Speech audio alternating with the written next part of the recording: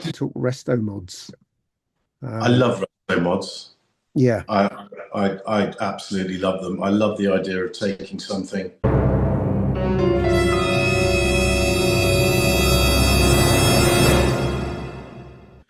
and doing it differently, doing it better. The big problem with Restomods is people become OCD with them, mm, and it's all about, you know, we live in a world of $500,000 Restomods and $1 million singers, mm, and you know what? I love seeing the attention to detail. I think they're fantastic. But we're talking about $500,000 for a car, $1 million for a. It's it's not attainable. It's not doable. People can't afford it. They're halo cars. They are aspirational cars. And look, James. I'm over the moon they exist and they're in this world. And people do YouTube videos on them, and people can see them. I think it's fantastic. But I want to see attainable resto mods. I want to see cars that people can actually afford. You know, can you turn out a decent car for 50, 60, 70 grand? I mean, that's still a shitload of money mm. and unattainable for the vast majority. But you know, could you go and buy a car for 5 grand, spend 25 grand on it, and come up with something really, really nice for 30 grand? Um, the guys at Haggerty, particularly Mr. Catchpole, did one on the Rocketeer Mazda MX-5 the other day with a Jaguar AJV6 engine fitted, AJ30 engine, I think it is. And that was fantastic. 280 horsepower. I mean, an MX-5 is about 1,000 kilos, 1,100 kilos. I mean, just brilliant. And then the mechanicals are what's important. And then, you know, if you want to go batshit crazy on the interior and do loads of, you know, fine leather stitching and making a visual treat inside, then great. I'm more of a mechanical guy. I just want a car to feel good, go well. And I really don't give that much of a monkeys about the interior. It's nice if it's nice, and it's great if it's nice, and I do appreciate it. But just getting in something and feeling it and pedaling it down the road quickly and enjoying it, that's what it's all about. And that's what we're really all about at Future Proof Cars. Resto modding is just a posh way of future proofing your car, effectively. Yeah, in some ways. I wrote something the other day about Custom Car magazine, and actually, Custom Car was people doing their own resto mods, where they took a full popular and made it mad.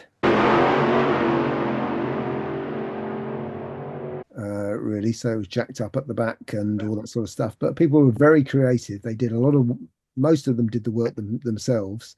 Yeah, and yeah, it was a V8 pop You know what? You have extravaganza, and that's that was sorry. one of the biggest sort of car cultural things that we've ever had in this country in Well, the it's hot rodding, 70s. isn't it? Yeah, and that's exactly what it was. But you are correct in that a lot of people sort of lose their way or they become OCD about it. When really, yeah, it's just people wanting to make cars better, last longer, and be different. Because you can, you know, the cars actually weren't perfect when they came out of the factory in those days, whereas cars these days are pretty much perfect. But yeah, you can argue about this all day long. I'm sure that we could resto mod an Audi A1 or something. We've got a lot of Audi A1 fans on. Don't you mean the A2, the little aluminium thing? Oh, do I? Yeah, I think I do. Yeah, Yeah, A1. yeah. A2. I'd love to resto mod an Audi A2. They're only 880 kilos, I think they are. Yeah, that's right. They're incredible. And you haven't got to put a stupidly big engine in one of those to make them go very quickly. No. They were way ahead of their time. They were produced in what, 2001, 2002, for a Yeah. short period of time. I wish they'd persevered with that. I mean, if they'd turned that into like done the 911 thing with it, like developed it over the last 20 years, can you imagine the A2 that we'd have now? It would be absolutely phenomenal. and there wouldn't be any need for an electric car. It would probably be 650 kilos, Mm. better, stronger, bigger. It'd probably have a semi-carbon chassis with extruded aluminium sandwich bits in the side of it. But the problem is with the A2 is that it never made any money, which is why it doesn't exist anymore. So It there was we go.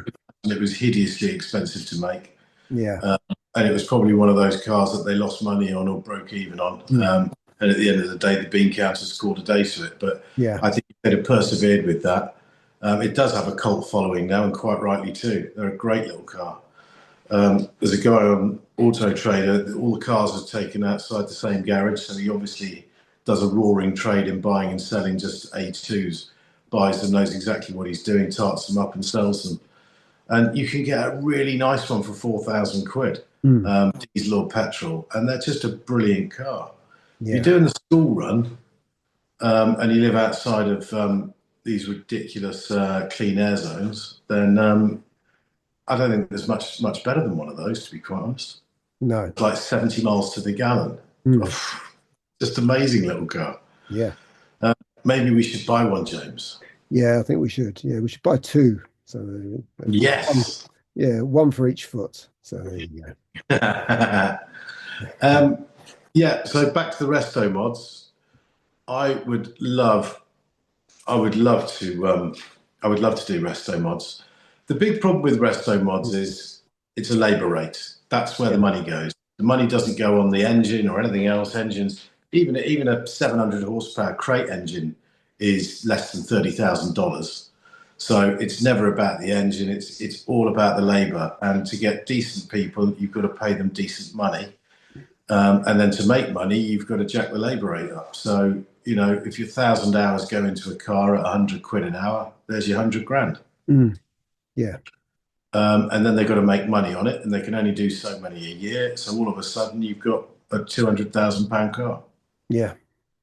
£300,000 car. So I get where the money goes. I get why they're so expensive. But if you're handy with the tools, you can resto-mod your car very, very economically because you're not paying somebody 150,000 quid in labour. That's where the money goes. So, that brings us neatly onto DIY repairs. Yeah. So basically, yeah, we need to go back to the 1970s and custom cars. Okay, so we'll do that. Yes. Please like and subscribe.